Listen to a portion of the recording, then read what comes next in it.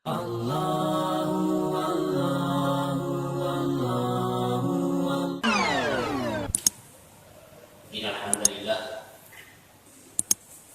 nahmaduhu wa nasta'inuhu wa nastaghfiruh wa na'udzu billahi min shururi anfusina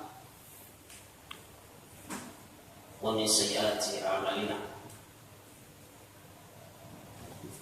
man yahdihillahu fala mudilla lahu wa man yudlil fala hadiya lahu asyhadu an la ilaha illallah wa asyhadu anna muhammadan abduhu wa rasuluhu.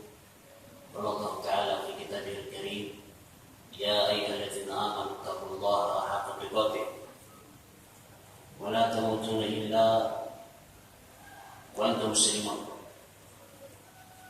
يا أيها الناس اتقوا ربكم الذي خلقكم من نفس واحدة وخلق منها زوجها وبث منهما رجالا كثيرا ونساء واتقوا الله الذي تساءلون به والأرحام إن الله كان عليكم رقيبا يا أيها الذين آمنوا اتقوا الله وقولوا قولا سديدا يصلح لكم أعمالكم ويغفر لكم ذنوبكم ومن يطع الله ورسوله فقد فاز فوزا عظيما. فإن أصدق الحديث كتاب الله وخير الهدى هدى محمد صلى الله عليه وسلم وشر الأمور محدثاتها فإن كل محدثات بدعة وكل بدعة ضلالة وكل ضلالة في النار. إخوتي جماعة صلاة الصبح هداني الله وإياكم وبارك الله فيكم جميعا. Kita tidak pernah bosannya untuk senantiasa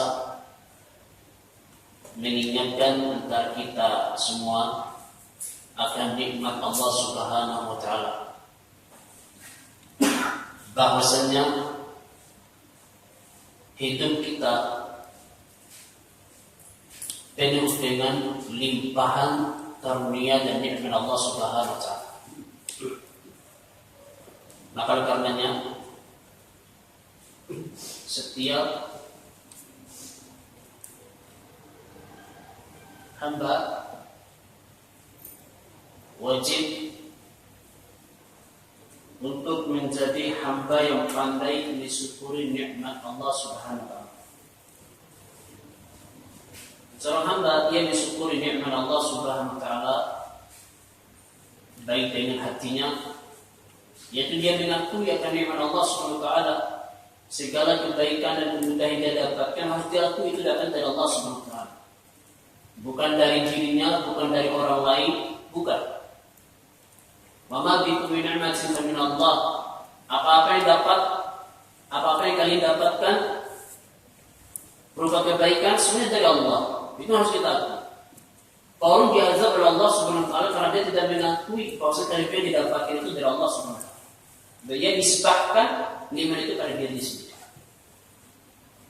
Kemudian seorang hamba harus bersyukur nikmat Allah dengan lisannya dan menyebut nama Allah, menyanjung Allah Subhanahu wa Ta'ala dengan berzikir kepadanya, mengakui akan kebaikan Allah Subhanahu wa Ta'ala. Kemudian dia bersyukur nikmat Allah Subhanahu wa Ta'ala dengan amal ibadah. Ini sebagai konsekuensi daripada bersyukur nikmat Allah Subhanahu wa Ta'ala, yaitu dia menjalankan ibadah kepada Allah Subhanahu wa Ta'ala. Dan ini adalah sebesar-besarnya rasa syukur kita kepada Allah. Innama syukru bi ta'atillah, sesungguhnya bersyukur itu adalah dengan kita mentaati Allah Subhanahu wa Ta'ala. Ikhwati rahimani wa rahimakumullah. Kemudian saya bacakan shalawat untuk Nabi besar kita Muhammad sallallahu alaihi wasallam. Allahumma shalli ala Muhammad wa ala ali Muhammad. Ikhwati, pada kesempatan yang mulia ini kita lanjutkan kajian kitab Riyadhus Shalihin karangan Imam An-Nawawi rahimahullah taala, kemudian disyarah, dijelaskan oleh Syekh Muhammad bin Shalih Al-Utsaimin rahimahullah taala. Kita masih pada bab as-sabar, bab kesabaran. Kita bacakan hadis yang ke-36. Hadis yang ke-36 tentang kesabaran para nabi dalam menghadapi ujian dan mengemban dakwah ini. An Abi Abdurrahman Abdullah ibn Mas'ud radhiyallahu anhu qala kani anzur ila Rasulillah sallallahu alaihi wasallam yahki nabiyyan minal anbiya. Diriwayatkan dari Abdullah bin Mas'ud radhiyallahu anhu, dia berkata, sesungguhnya aku mendengarkan Nabi sallallahu alaihi wasallam menceritakan tentang para nabi terdahulu. Nah, biasanya Nabi sallallahu alaihi wasallam menjadikan kisah para nabi terdahulu itu sebagai ibrah, sebagai pelajaran. Salafnya Rasulullah SAW, salafnya atau pendahulunya para sahabat siapa? Yaitu para nabi terdahulu. Biasanya Nabi SAW kalau menceritakan orang terdahulu dari kisah-kisah Bani Israil, nabi-nabi terdahulu itu sebagai ibrah, sebagai pelajaran bagi mereka.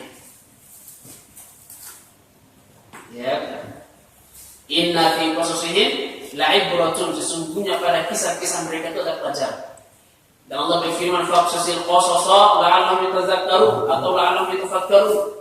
Hendaklah engkau menyampaikan kisah-kisah kepada manusia agar mereka mau berpikir, mempelajari kisah orang-orang terdahulu, para nabi dan orang soleh dan orang-orang diazab oleh Allah Subhanahu wa taala ini dengan pelajaran yang luar biasa. Dan termasuk di antara cara untuk mentazkiyatun nafas, membersihkan jiwa seseorang, pelajaran kisah-kisah orang terdahulu, pelajaran kisah para nabi, kisah para sahabat. Kalau antum merasakan sempit di dada antum, merasakan down iman antum, maka baca sirah perjalanan hidup orang-orang terdahulu.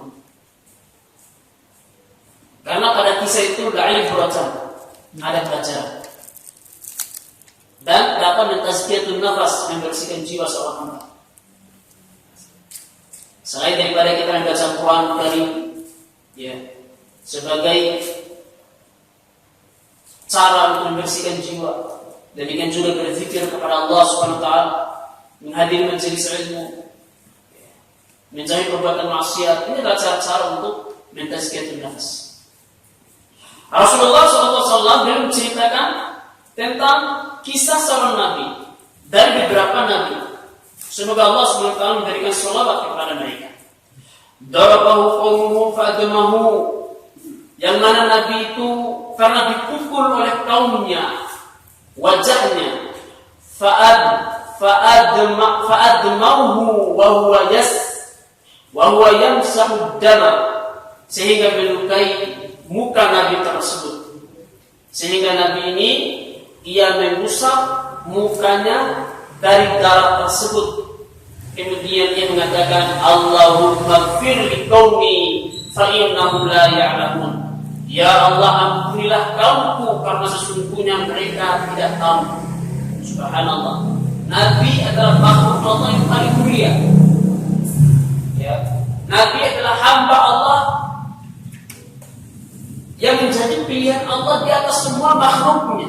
Dipukul oleh kaumnya sampai berdarah-darah mukanya. Lalu Nabi itu menusap mukanya dari darah tersebut. Lalu ia berdoa kepada Allah, Allahumma ighfir liqaumi fa innahum la ya'lamun. Ya Allah, ampunilah mereka kaumku karena sesungguhnya mereka tidak tahu. Subhanallah. Alangkah mulianya hatinya para nabi. Ya, mereka bukan sekedar pemaaf. Kalau pemaaf itu kan masih tingkatan biasa. Ada yang tinggi daripada, ya kita katakan pemaaf itu sifat yang mulia. Sifat yang mulia dan sifat yang tinggi. Tapi ada yang lebih tinggi daripada itu. Setelah memaafkan, dia mengampuni. Dan mohon ampun kepada Allah SWT untuknya. Itu dilakukan oleh para anbiya.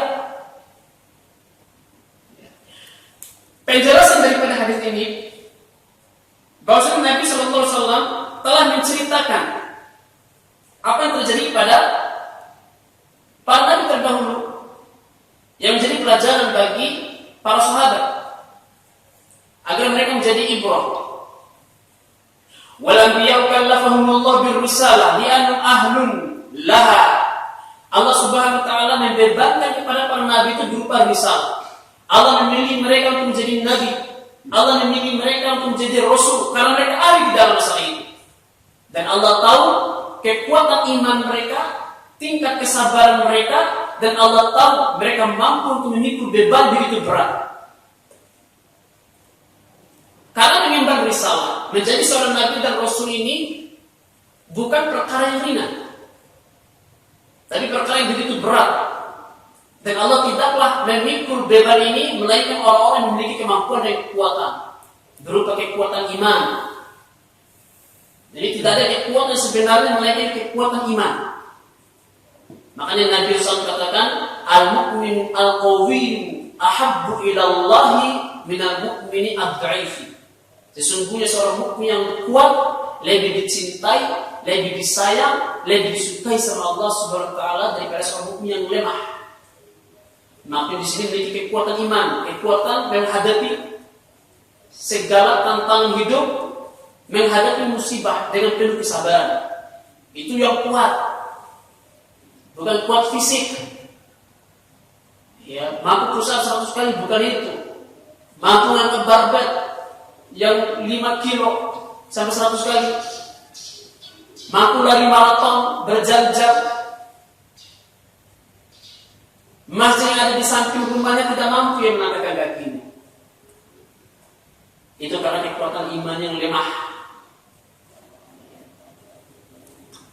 Allah SWT memikulkan beban risalah kepada para nabi karena Allah tahu mereka adalah orang-orang memiliki hati yang kuat. Mereka mampu untuk memikul beban tersebut. Fal-ahlullah fi tahammuli wa tablighi wad-da'wati wal amri bil ma'ruf wan nahyi 'anil munkar was sabri 'ala dzalik. Karena mereka punya kemampuan untuk menyampaikan dakwah, memikul beban, serta beramal ma'ruf nahi munkar, dan mereka punya kekuatan untuk bersabar. Mereka punya kekuatan untuk bersabar.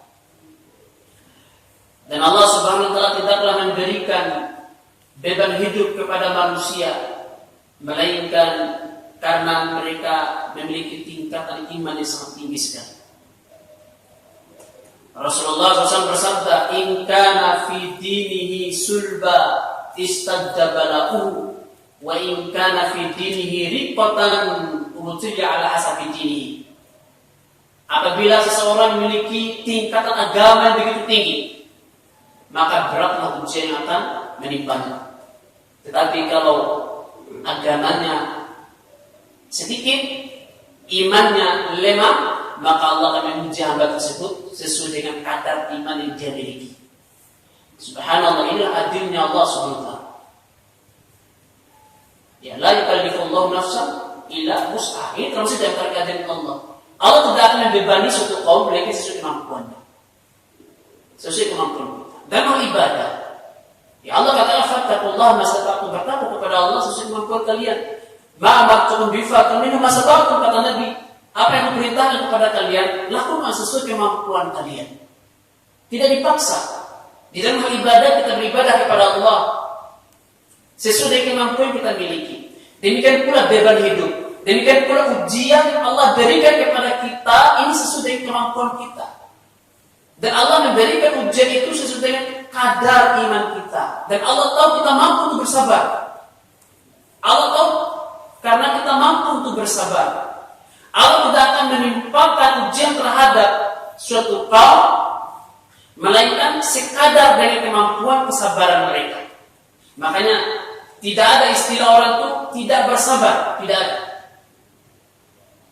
Karena Allah sudah mengatakan, "Wa ma ana bidzallamin lil 'abid," aku tidak akan pernah menzalimi hamba-Ku sama sekali. Siapa yang mengatakan ya bahwasanya ada suatu ujian di luar daripada kemampuan hambanya, atau siapa yang menganggap ujian ini di luar daripada batas, maka dia telah mencap Allah telah berbuat zalim terhadap hambanya. Padahal Allah SWT berlepas diri, "Wa ma ana bidzallamin lil 'abid." Sesungguhnya sekali-kali aku tidak pernah berbuat zalim terhadap hamba. Jadi datang kehadiran Allah, yaitu Allah memberikan musibah, ujian sesuai dengan kadar iman, dan Allah tahu hamba tersebut mampu untuk bersabar.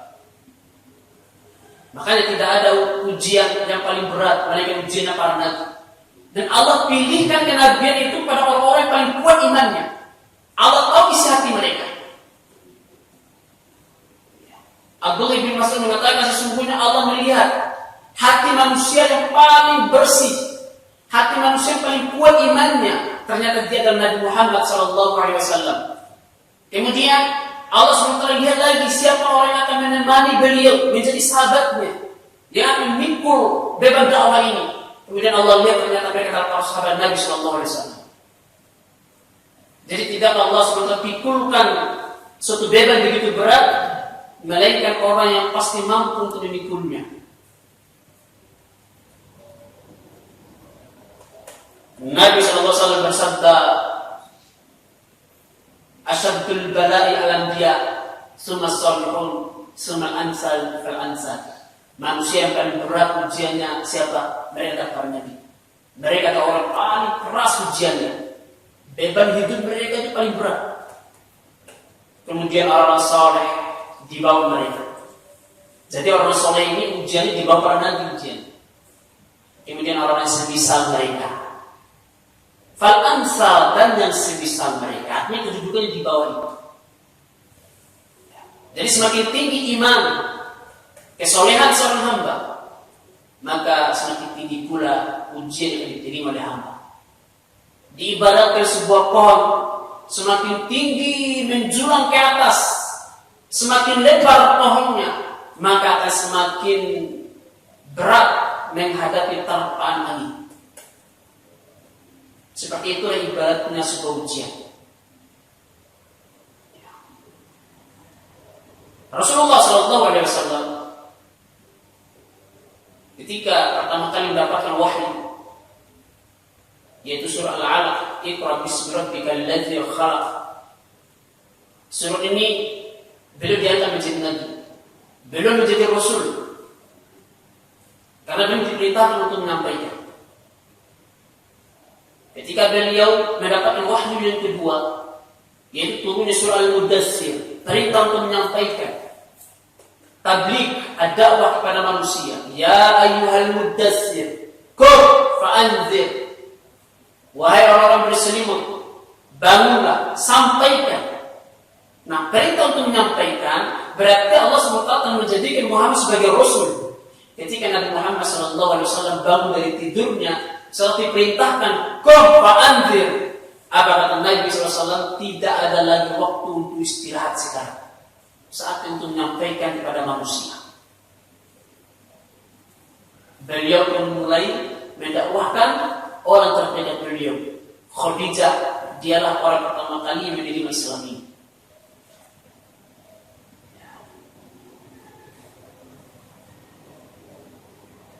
Wa kana Rasul alaihi wassalatu wassalam yu'dawna bil qaul wal fi'l wa rubbama balagha al-amru ila qatlihim. Sesungguhnya mereka para Rasul alaihi wassalatu wassalam, mereka disiksa oleh kaumnya, entah dengan ucapan mereka atau dengan perbuatan mereka, bahkan sampai membunuhnya. Ini nasib para nabi dan para rasul. Namun mereka tidak pernah berputus asa. Mereka orang paling bersemangat bagaimana hidayah ini sampai kepada manusia. Bahkan mereka telah ditawarkan dunia dan seluruh isinya oleh kaumnya. Namun mereka tetap bertahan pada dakwah, karena mereka sangat ingin manusia mendapat hidayah Allah Subhanahu wa taala. Contohnya Nabi Muhammad SAW, beliau ditawarkan 10 wanita yang paling cantik untuk dinikahi. Bahkan Nabi Muhammad SAW ditawarkan untuk jadi orang yang paling kaya, akan dikumpulkan harta di seluruh Arab dan diberikan kepada Muhammad SAW. Dan beliau SAW ditawarkan untuk menjadi raja bagi kaumnya, dengan catatan Muhammad SAW meninggalkan dakwah ini. Tapi Rasulullah SAW beliau tinggalkan itu semua. Beliau tinggalkan. Demi apa? Demi hidayah. Demi hidayah sampai kepada manusia. Rasulullah SAW adalah hidup miskin. Aisyah radhiyallahu anha mengatakan tidak pernah Nabi SAW selama hidupnya 3 hari berturut-turut itu kenyang. Tidak pernah. Seumur hidup beliau. Ya, Anda tahu 3 hari berturut-turut kenyang. Hari ini kenyang, besok kenyang, lusa kenyang. Itu 3 hari berturut-turut kenyang namanya. Kalau Nabi tidak, hari ini kenyang, besok lapar, besoknya lagi kenyang. Atau hari ini kenyang, besok kenyang, lusa lapar. Dalam waktu 3 hari pasti ada hari Nabi SAW lapar. Bahkan Nabi SAW pernah tidak makan 3 hari berturut-turut. Ya. Bahkan Aisyah radhiyallahu anha menyebutkan pernah di rumah tangga Nabi SAW selama 1 bulan dapur beliau tidak mengepul asapnya. Ini tidak pernah masak selama 1 bulan. Makanannya hanya 2 biji korma dan segelas air putih dalam sehari. Rasulullah SAW hidup miskin. Ini ujian. Ya. Padahal tawarnya sebuah ujian begitu berat, menjadi orang yang paling kaya, menjadi raja, namun beliau tinggalkan. Ini juga ujian, ditawarkan harta, kekayaan dunia, tapi beliau SAW tinggalkan itu semua demi menyampaikan dakwah, risalah serta hidayah kepada manusia. Nah, ini menunjukkan apa? Menunjukkan bahwa Muhammad adalah seorang Rasul dan benar beliau menyampaikan dakwah ini kepada manusia sebagai risalah dari Allah Subhanahu wa taala. Muhammad tidak mengajak kepada dirinya. Tidak. Muhammad tidak mengajak manusia kepada kelompoknya, bukan. Seandainya Muhammad bukan nabi, mengajak manusia kepada dirinya, tentu Rasulullah SAW menerima tawaran manusia berbagai kaya dunia. Dan Rasulullah SAW menolak itu semua, menunjukkan bahwasanya benar Muhammad SAW menyampaikan risalah ini kepada manusia. Mereka diuji dengan lisan kaumnya, dituduh berdusta. Bahkan Nabi SAW dituduh syairun majnun, seorang penyair yang gila.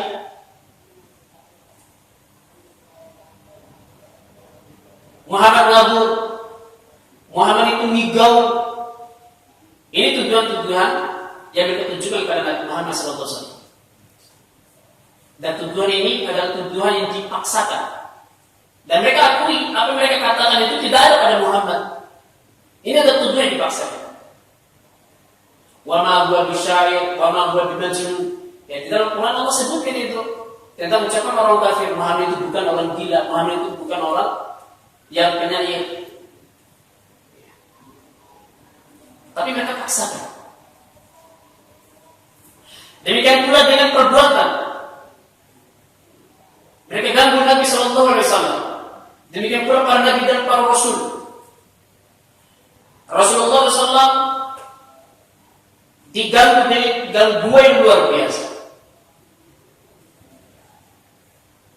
Di sepanjang jalan yang dilewati oleh Nabi SAW itu diletakkan duri-duri, sengaja diletakkan duri-duri. Bahkan pas di pintu keluar Nabi SAW diletakkan duri-duri di situ.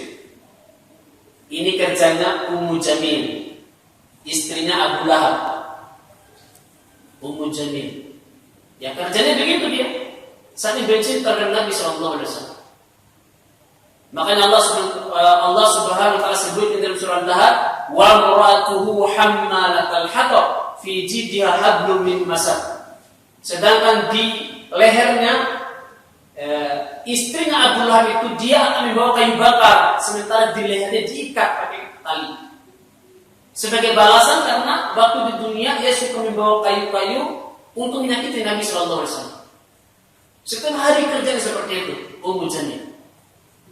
Bahkan Nabi SAW ketika sholat, ya pernah diinjakan kepala beliau, bahkan leher beliau dicekik pakai kayu, sampai-sampai mata beliau memerah. Di depan Ka'bah. Bahkan ketika Nabi SAW sedang sujud, dikumpulkan semua kotoran-kotoran hewan, pakai kantong besar, lalu ditindihkan pada Nabi SAW sehingga Nabi Muhammad SAW tidak bisa bangun dari sujudnya. Bahkan dilemparkan pakai pasir, diludahi mukanya dan seterusnya. Bahkan dipersenti jalan Nabi SAW terbanas sekali. Ya, ujian berupa perbuatan dari kaumnya. Bahkan lebih berat lagi ujian Nabi SAW ketika pamannya Abu Thalib meninggal dunia. Belum pernah aku merasakan ujian begitu berat, melainkan setelah meninggalnya Abu Thalib dan Khadijah. Semasa hidup Abu Thalib dan Khadijah, ujian Rasulullah SAW dan kaum muslimin masih ringan. Ya berat, tapi ukurannya masih ringan. Ketimbang setelah meninggalnya Khadijah binti Khuwailid dan Abu Thalib. Ujiannya lebih berat lagi.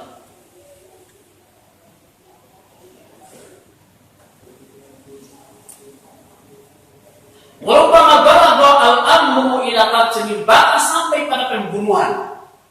Nabi-nabi dari kalangan Bani Israil ini adalah nabi-nabi yang banyak dibunuh oleh kaumnya. Ini ujian yang Allah SWT timpakan kepada mereka. Namun mereka adalah orang-orang yang bersabar menghadapi ujian tersebut. Mereka tidak berputus asa. Mereka terus berdakwah kepada manusia. Tidak pernah menghina lelah.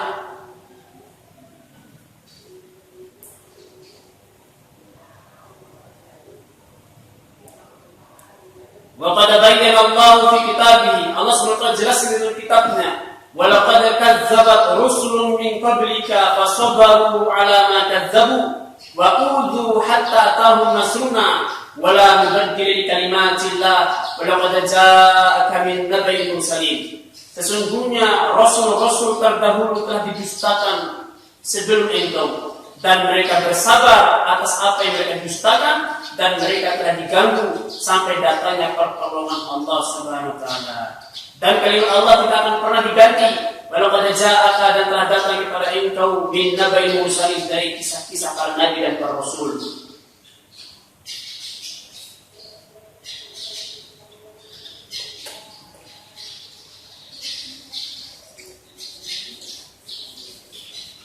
Ini satata an taf'ala dzalika faf'al. Maksud daripada ayat ini, jika engkau mampu untuk melakukan hal yang demikian, maka lakukanlah. Yaitu bersabar sebagaimana para nabi dan para rasul itu.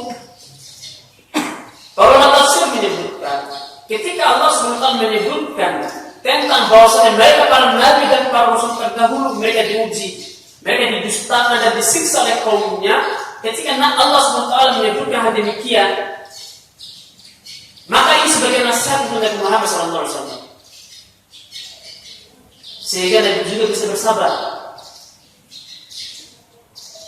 Nah, ini faedahnya kalau kita melihat, mendengarkan kisah-kisah orang terdahulu, sehingga membuat kita kuat dalam menghadapi masalah-masalah dalam hidup.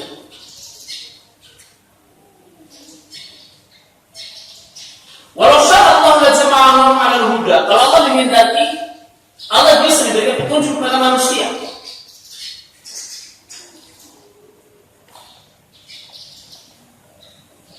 Akan tetapi dengan hikmah dari Allah Subhanahu wa taala, Allah menjadikan mereka yang dustakan engkau sampai jelaslah, teranglah al-haqqu minal batil, kebenaran daripada kebatilan.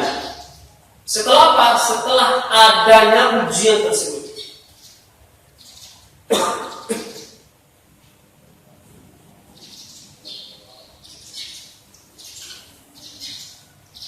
Haka Nabi sallallahu alaihi wasallam an-nabi min al-anbiya. Rasulullah sallallahu alaihi wasallam telah menceritakan kisah Nabi di dalam hadisnya tadi, bahwasanya kaumnya telah memukuli wajahnya lantaran mereka telah mendustakan Nabi tersebut. dan mereka memukulinya sampai wajahnya berdarah. Dan ini telah menimpa Nabi Shallallahu Alaihi Wasallam. Hal serupa juga menimpa Nabi Shallallahu Alaihi Wasallam, yaitu ketika perang Uhud. Karena situasi perang Uhud ini adalah situasi yang begitu genting, yang mana kaum muslimin kalah dalam pertempuran ini. Dan bukan Nabi Shallallahu Alaihi Wasallam kena pukulan. Sampai helm perang beliau pecah. Dan besi yang ada di helm tersebut nyangkut di muka beliau, tembus sampai ke gigi geraham. Ya, dan beberapa gigi geraham Rasulullah SAW patah akibat daripada besi menancap ke dalam muka beliau. Dan berlumuranlah darah di muka Nabi SAW. Nabi SAW bersabda, "Kaifa yuflihul qaum?" Bagaimana kaum itu bisa berjaya sedangkan mereka telah membuat muka Nabi mereka berdarah. Kemudian Nabi mengatakan, "Allahumma ighfir li qaumi fa innahum la ya'lamun." Ya Allah, ampunilah kaumku karena mereka tidak tahu. Subhanallah, luar biasa. Ini kemuliaan hatinya para nabi. Hadza qaryatun yakunu min as-sabr. Ini adalah puncak daripada kesabaran.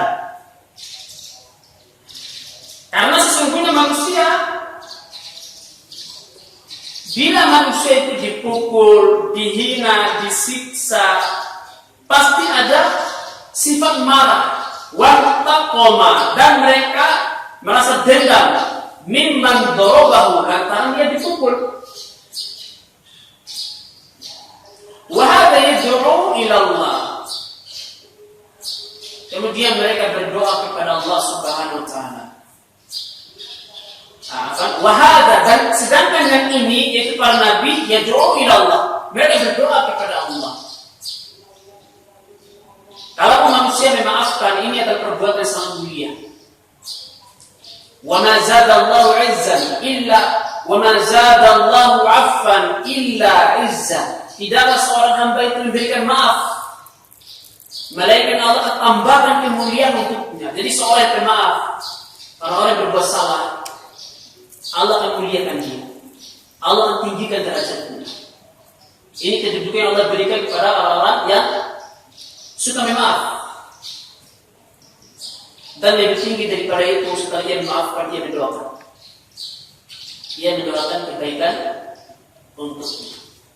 Bahkan doa orang yang memaafkan ini adalah termasuk di antara doa yang mustajab. Kenapa? Karena posisi dia sebagai orang terzalimi. Ya, jadi kalau antum terzalimi, itu dengan lisan manusia, dengan sikap manusia, setelah antum maafkan, doakan dia. Antum doakan untuk mendapatkan hidayah. Karena Rasulullah SAW katakan, "Fa inna bainahu wa bainallah falaysa lahu hijab."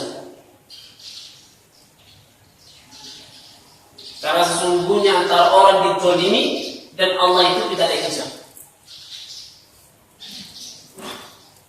Tidak ada hijab. Doa mereka langsung tembus ke atas langit. Coba dikatakan Allah SWT. Maksudnya antara doa yang mustajab adalah doa orang terzalimi. Jadi ketika antum terzalimi, tersakiti dan diganggu, doakan kebaikan. Jangan doakan keburukan. Banyak orang ketika diganggu dan berdalil hadis Nabi SAW, doa yang terzalimi itu mustajab. Karena ini doa keburukan untuk saudaranya. Jadi tanpa ampun. Walaupun doanya dikabulkan sama Allah SWT karena posisi dia sebagai orang terzalimi.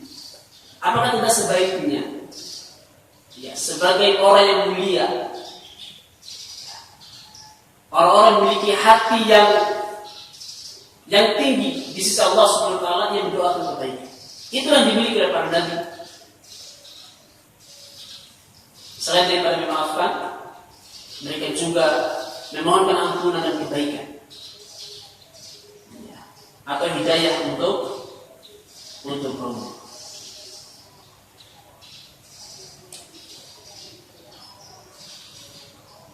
Mereka justru berdoa kepada Allah Subhanahu wa taala meskipun wajahnya dipukuli sampai berdarah-darah. Mereka berdoa, Allahumma ighfir li qaumi fa innahum la ya'lamun. Ya Allah, ampunilah kaumku karena mereka tidak tahu, ya Allah. Pernah suatu ketika Umar Ibn Khattab radhiyallahu ta'ala anhu datang kepada Nabi sallallahu alaihi wasallam dan dia menangis.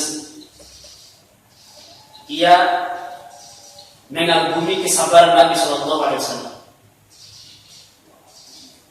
Ya Rasulullah, sesungguhnya Nabi Nuh alaihissalam ia mendoakan kaumnya, yaitu Rabbi la tadhar, Rabbi la tadhar. Qala Nuh Rabbi la tadhar al-ardi.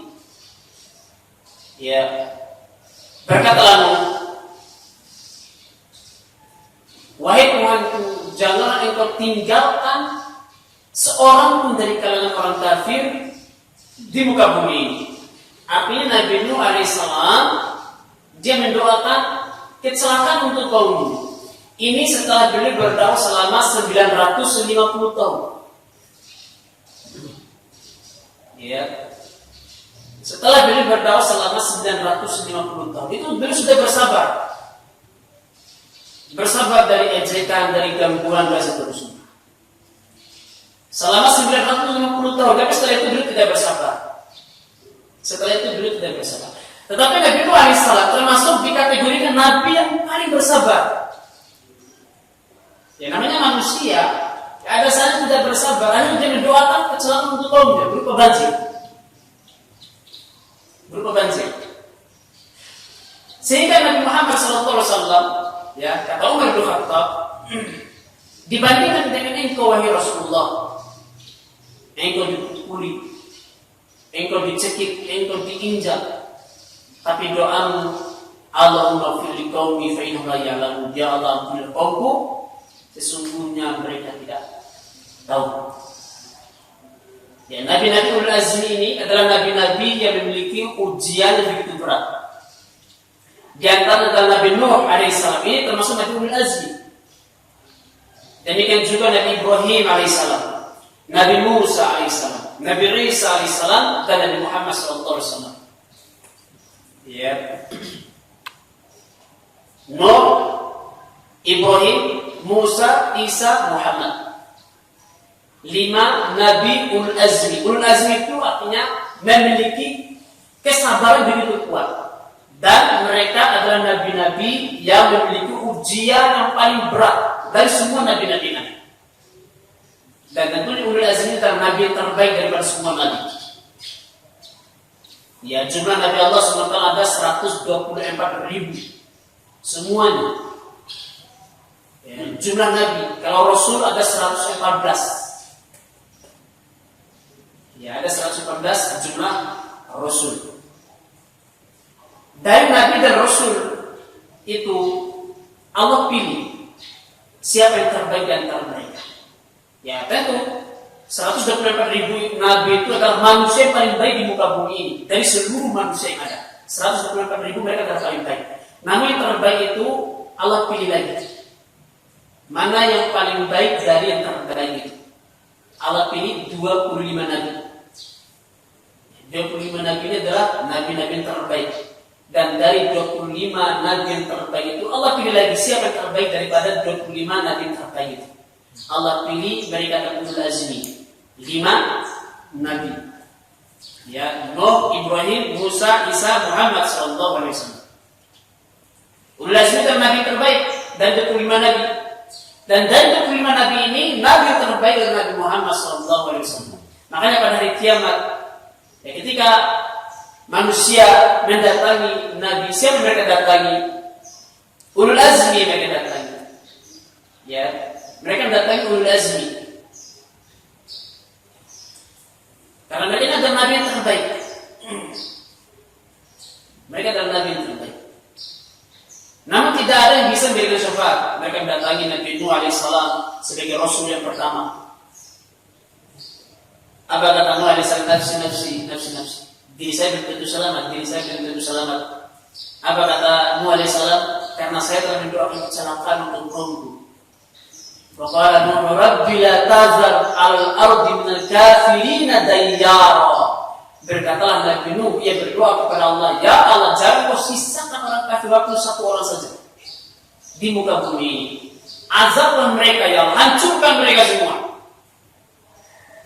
Hari benar, Allah hancurkan mereka semua. Doa Nabi Nuh. Makanya ini menjadi alasan Muhammad SAW ketika manusia datang berbondong-bondong kepada beliau untuk meminta syafaat. Beliau menolak, saya belum tentu selamat, saya belum tentu selamat. Nafsi, nafsi, nafsi, nafsi. Diri saya. Karena saya telah berdoa kecelakaan untuk kaum. Walaupun Nabi SAW termasuk salah seorang Nabi Ulul Azmi. Yang namanya manusia, pasti ada sifat kemanusiaan.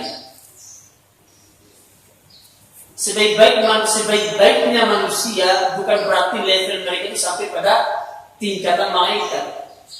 Pasti sifat kemanusiaan itu ada. Tapi Nuh alaihissalam termasuk kategori Nabi Ulul Azmi karena 950 tahun ia bersabar dalam mendakwahkan kaumnya. Lailan wa nahara lam yaziduhum du'ai illa firara wa inni kullama ta'utuhum litaghfir lahum ja'alu asabi'ahum fi adhanihim wastaghshaw thiyabahum wa sarru wastakbaru istikbara.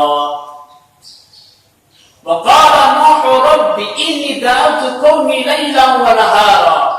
Dan Nuh itu berkata kepada Tuhannya, wahai Allah, sesungguhnya aku telah berdakwah siang dan malam. Falam yaziduhum du'ai illa firar. Apa mereka lakukan terhadapku, wahai Allah? Mereka lari dariku. Kemudian mereka masukkan jari jemari mereka ke dalam telinga mereka. Mereka angkat kain mereka tutup wajah mereka. Dan mereka terus menyeru seperti itu di dalam kesombongan. Padahal saya ajak mereka, mohon ampunlah kalian kepada Allah. Karena sesungguhnya Allah itu Ghafar, Maha Pengampun. Ya. Nabi Nuh sudah mengajak kaumnya, jadilah pengikut saya. Jadilah kalian itu pembantu saya. Ya, jadilah kalian itu anak buah saya. Bukan itu diajak oleh Nabi Nuh alaihissalam. Apa diajak Nabi Nuh alaihissalam? Kalian harus mohon ampun kepada Allah, Tuhan yang ciptakan kalian. Karena Allah itu Maha Pengampun bagi kalian. Malah mereka tutup telinga mereka. Mereka tak tahu. Mereka tutup muka mereka. Mereka lari sejauh-jauhnya. Selama 950 tahun seperti itu terus. Siang dan malam. Subhanallah, ujian begitu berat. Tapi persabaran luar biasa. Luar biasa kesabaran. Nabi Ayub alaihissalam. Beliau diuji dengan penyakit kulit. Kulit terkumpal semua, nanah keluar darah bau. Orang satu kampung tidak tahan lagi tinggal di situ. Bahkan mereka harus mengasingkan Nabi Ayub alaihissalam selama 19 tahun seperti itu. Beliau memiliki beberapa istri lari meninggalkannya. Memiliki banyak anak, semuanya meninggal. Allah uji beliau. Semua harta kekayaannya dia musnahkan oleh Allah Subhanahu wa taala. Sehingga beliau tidak memiliki apa-apa kecuali Allah Subhanahu wa taala. Beliau menderita penyakit selama 19 tahun. Sampai istrinya berkata kepada Ayub alaihissalam, wahai Ayub, wahai suami, ini bukan seorang nabi, seorang rasul, mintalah kepada Allah Subhanahu wa taala agar Allah menyembuhkan penyakitmu ini. Apa kata Ayub alaihissalam? Ini luar biasa. Yang tidak mungkin kita berkata seperti apa yang dikatakan Nabi Ayub ini. Apa kata beliau? Wahai istriku, berapa tahun kita hidup dalam kenikmatan? Berapa tahun kita dikayakan Allah SWT? Berpuluh-puluh tahun. Sangat tidak adil. Kita telah diberi nikmat oleh Allah SWT selama berpuluh-puluh tahun. Sedangkan kita diuji oleh Allah SWT hanya 19 tahun. Lalu kita sudah merengek-rengek kepada Allah SWT. Coba kita dalam kenikmatan hidup itu selama berhari.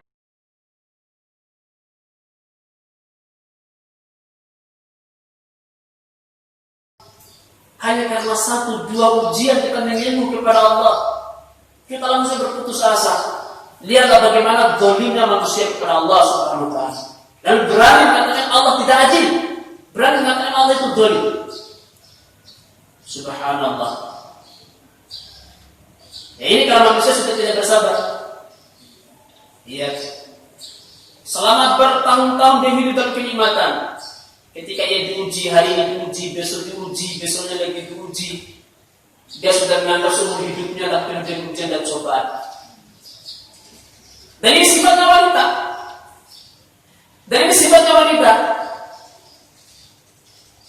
Ya, Nabi mengatakan ita'atun nar faraitu aksara min ahliha minan nisa. Aku telah melihat neraka kebanyakan para penghuninya mereka adalah para wanita.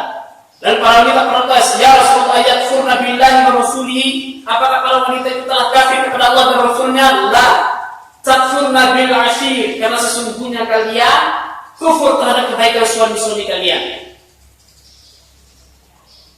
1 tahun kebaikan suami kalian, hanya 1 kali kesalahannya kalian mencap tidak ada kebaikan sama sekali dari engkau wahai suamiku. Jadi 1 tahun kebaikan suaminya, ya, hanya karena 1 kali dalam 1 tahun itu kekurangan suaminya, 1 tahun itu hilang semuanya. Tidak ada kebaikan dari suami tersebut. Itu sifatnya wanita. Ya, jangan sampai kita memiliki sifat seperti ini. Inilah yang menjadi sebab para wanita masuk ke dalam neraka. Harus seimbang, ya kan? Harus seimbang. 1 tahun kebaikan, 1 tahun keburukan, dia harus bersabar karena sudah seimbang. Dan dia harus berlapang dada. Ini seumur hidup kita penuh dengan kenikmatan Allah SWT. Penuh dengan kebaikan. Hanya karena beberapa kali ujian, seakan-akan Allah tidak pernah berbuat baik kepada seorang hamba. Bahkan berani mengatakan Allah itu Allah tidak adil.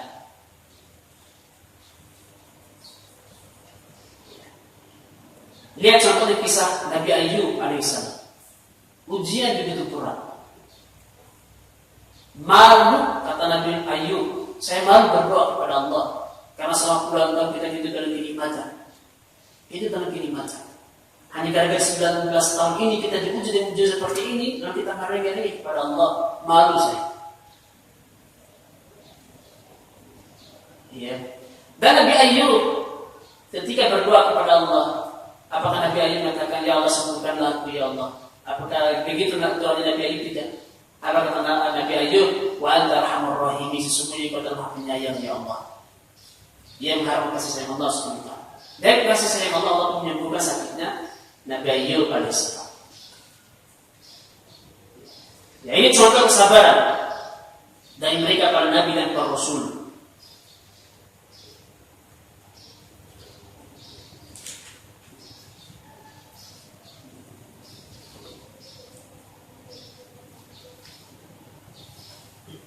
Mereka adalah manusia yang paling berat ujiannya. Kemudian orang-orang semisal dengan mereka yang mengikuti para nabi, yang berada di atas dakwah nabi. Walaupun iman mereka tidak seperti imannya nabi, maka ujian mereka pun di bawah ujian nabi.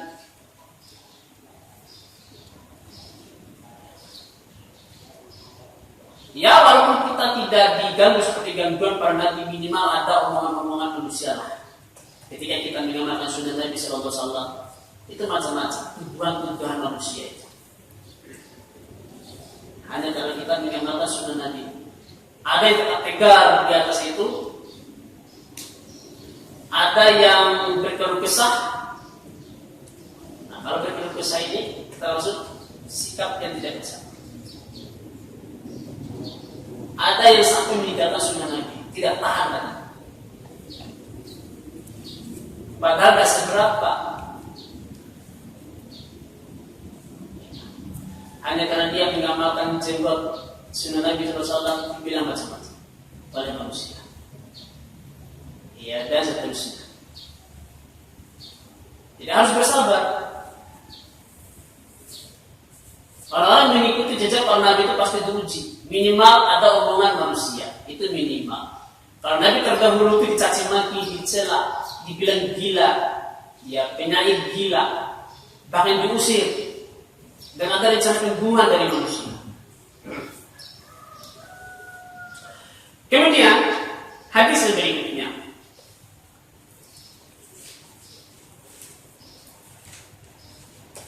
Bab kesabaran masih banyak sekali ini. Halamannya masih banyak. Ya, kita baca saja hadisnya. Rasulullah SAW bersabda, "Ma yusibul muslima min nasabin wala wasabin wala hammin wala hazan wala adza wala gamin hatta syaukata yusakuha ila kafarallahu biha bil khataya." Tidaklah yang menimpa seorang muslim capek, letih, lelah, sedih, gundah gulana, bahkan jarum atau duri yang menyusutnya, melainkan itu sebagai penghapus dosa baginya. Dingin, panas, digigit oleh nyamuk, digigit oleh semut, kejedor pintu, ya, kesandung batu, ya, dan hal-hal menyakitkan dia, itu semua sebagai penghapus dosa. Ya, antum senang atau tidak ketika hal-hal seperti ini menimpa antum? Tentu jawabannya senang. Ini sebagai penghapus dosa. Ketika antum jatuh dari sepeda, ya, harusnya antum bersyukur kepada Allah. Makanya tingkat sabar paling tinggi adalah syukur. Ya, sabar, ridho, syukur. Sabar itu sudah bagus. Di atas sabar dia ridho. Di atas ridho dia bersyukur kepada Allah SWT. Subhanallah, ditimpa musibah syukur coba. Kenapa? Karena musibah itu sebagai penghapus dosa. Dan ujian manusia itu macam-macam. Terkadang yang diuji dengan rumah tangganya, ini juga ujian dari Allah SWT.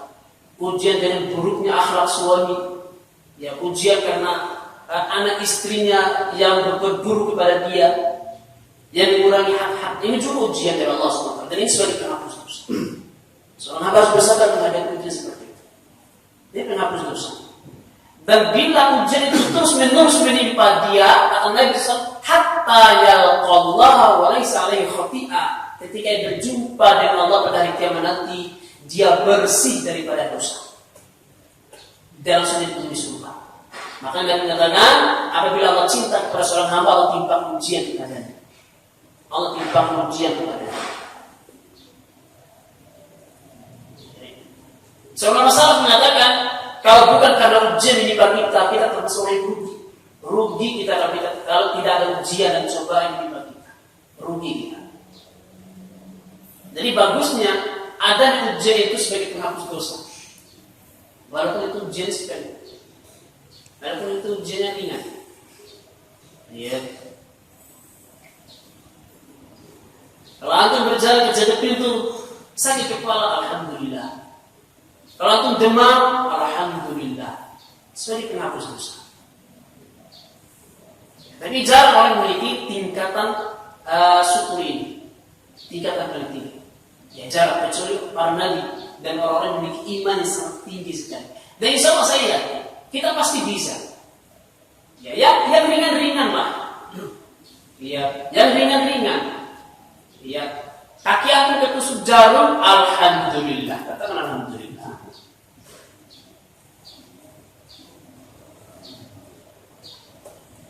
Kemudian hadis yang berikutnya. Ya, saya bacakan hadis yang terakhir.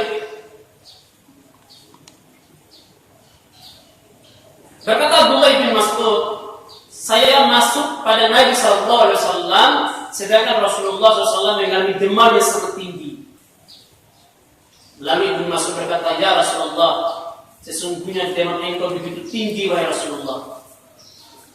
Maka Rasul menjawab, ajal, benar.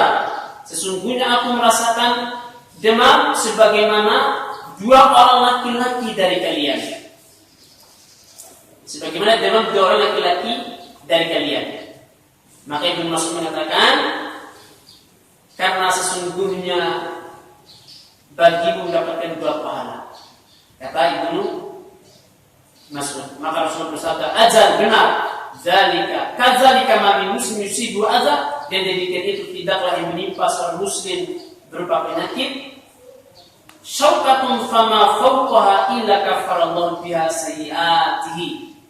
Entah ditusuk oleh duri atau lebih daripada itu, melainkan itu semua sebagai penggugur dosa-dosanya.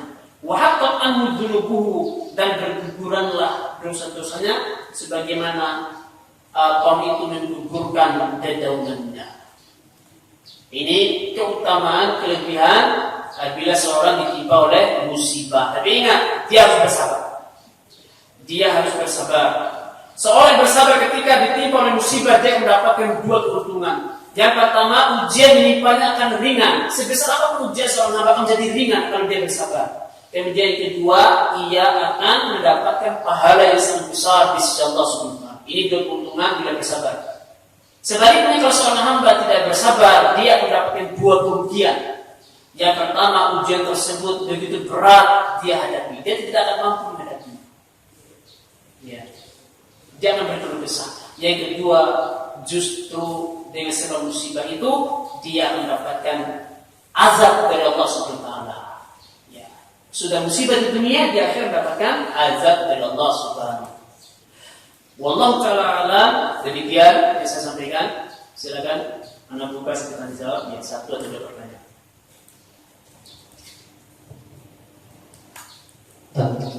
Silakan. Assalamualaikum warahmatullahi wabarakatuh. Waalaikumsalam.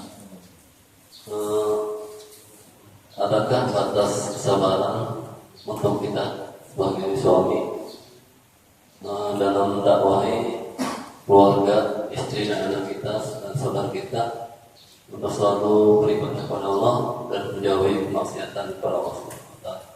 Adakah batasannya? Baik, jawabannya tidak ada batasan. Karena Allah SWT memerintahkan hal demikian.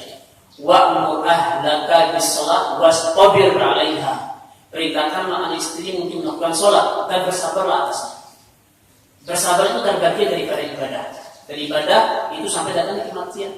Wa'bud ahlaka wa'bud rabbaka hatta yatika yakin. Hendaklah kalian menyembah Tuhanmu, beribadah kepada Allah sampai datangnya kematian. Jadi tidak ada batas kesabaran. Demikian pula ujian lewat istri-istri kita. Tidak ada batas kesabaran. Sabaran sampai datangnya kematian kepada kita.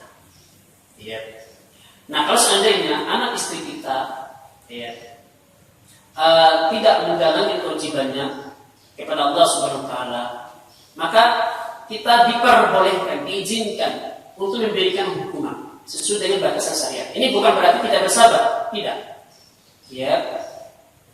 Bukan berarti ini tidak bersabar. Karena ini dalam rangka menjalankan syariat, perintah Allah dan Rasulnya. Ya, boleh seorang memukul istrinya, ya, tapi pukulan yang tidak membekas, pukulan tidak keras, hindari pukulan wajah.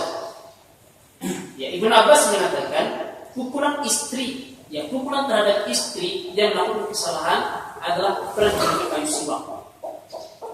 Ya, pukulan dengan kayu siwak dengan pukulan yang kasih sayang. Ya, bukan dengan tongkat.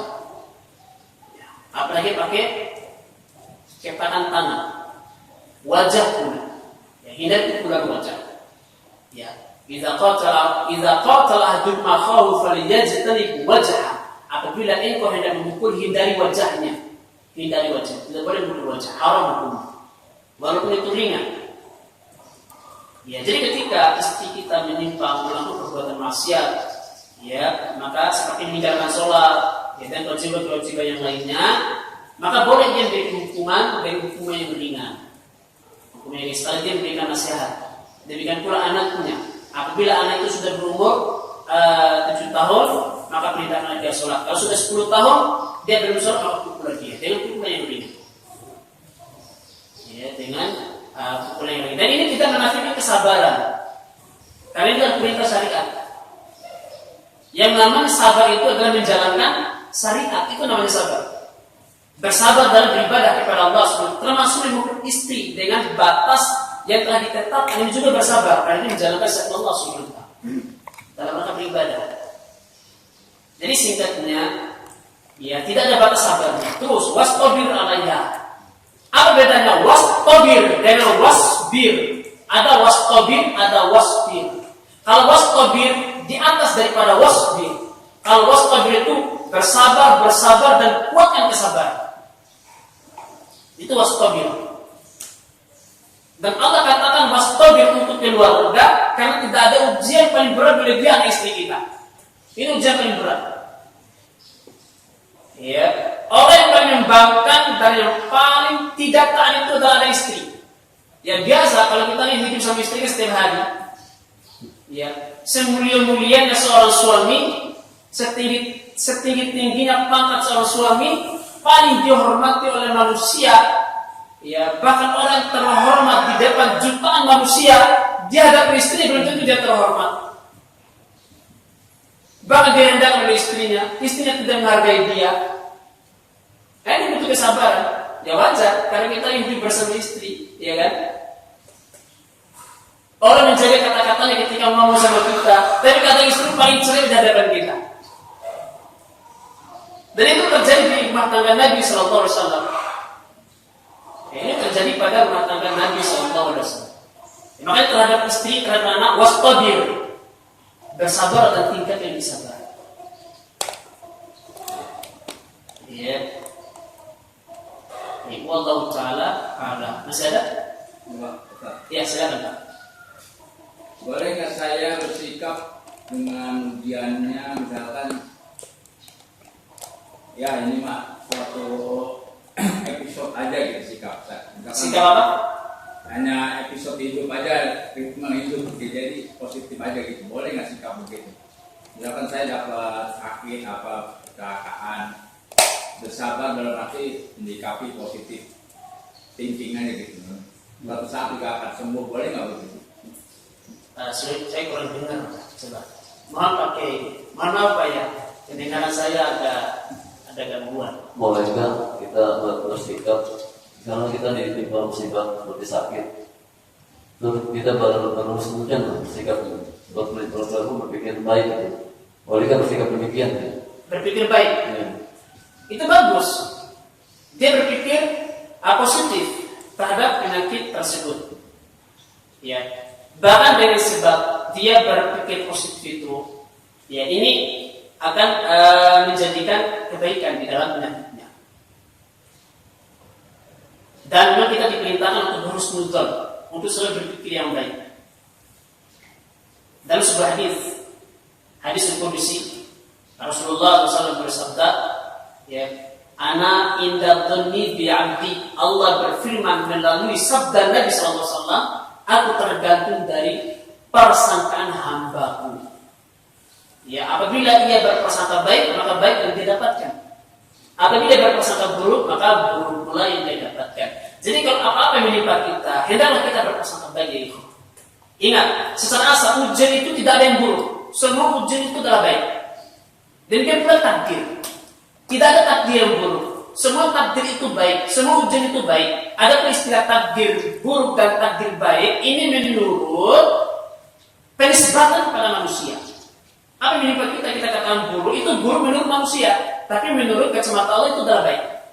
Ini secara asal. Semua ujian itu adalah baik. Yang menimpa kita itu adalah baik. Dan lebih baik lagi kalau kita mau berprasangka dengan baik. Tidak ada ujian itu yang buruk. Ya, semoga kita diberi kekuatan Allah Subhanahu wa taala untuk menghadapi ujian-ujian. Semua ujian itu baik, tidak ada yang buruk. Dan lebih baik lagi kalau kita mau berprasangka yang baik. Dan akan menimpa seorang hamba sesuai dengan apa yang dia sangkakan. Ya, akan menimpa seorang hamba sesuai dengan apa yang disangkakan. Ya, kalau kita ditimpa penyakit, maka kita harus berprasangka baik. Bahwasanya penyakit ini sebagai penghapus dosa. Ini salah satu saat nanti, ya Allah akan sembuhkan penyakit saya ini. Ya, prasangka itu adalah doa. Ya, jangan sampai seseorang berprasangka yang macam-macam. Apa saja menimpanya hendaklah dia berprasangka baik kepada Allah Subhanahu wa taala. Karena prasangka itu adalah doa. Baik, jelas Pak? Baik, sampai di sini ya. Kita cukupkan. Mohon maaf apabila ada kekurangan. Nakfi bihadza subhanakallahumma wa bihamdika asyhadu an la ilaha illa anta astaghfiruka wa atubu ilaik. Assalamualaikum warahmatullahi wabarakatuh. Waalaikumsalam.